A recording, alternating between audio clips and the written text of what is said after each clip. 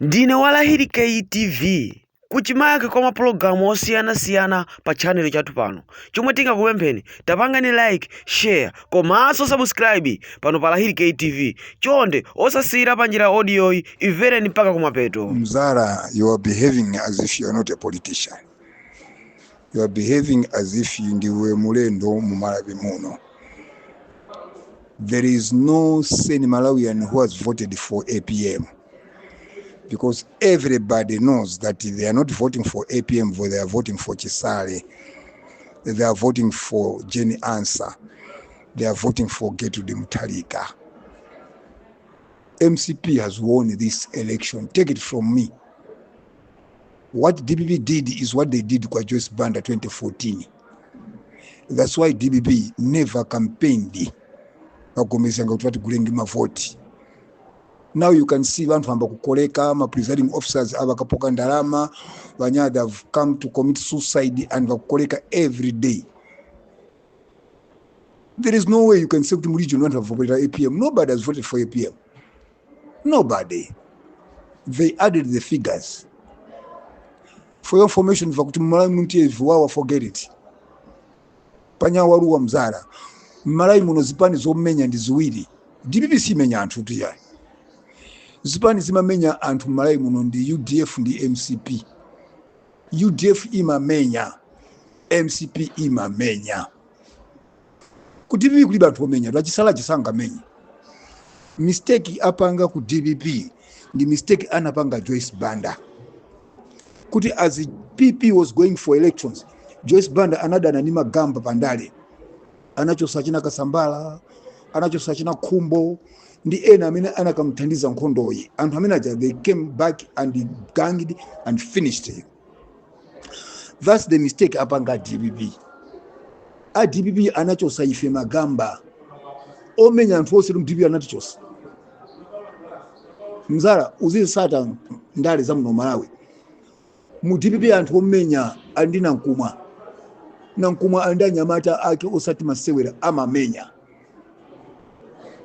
Mu DBB anachosa china Nankumwa, anachosa china Uladi, anachosa ife, anachosa china Jeffrey, anachosa magamba pandale. Ife tindi anthu tuli pa ground.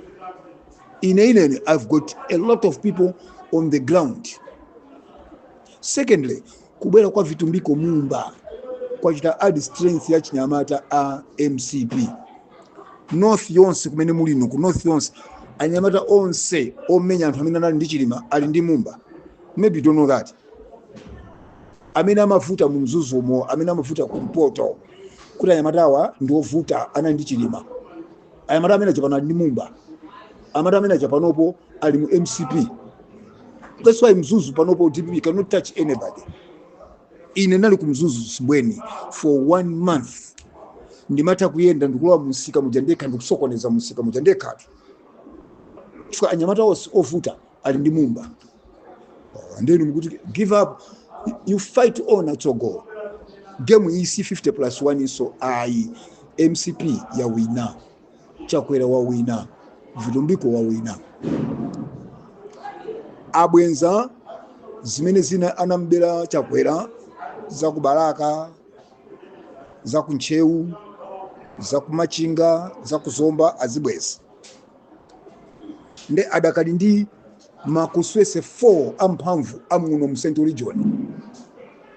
4 makuswese amuno mu Central Region sanapange release nde zimene azibweza zija akaziwerengaso apezeka kuti APM anampasa ma figure affect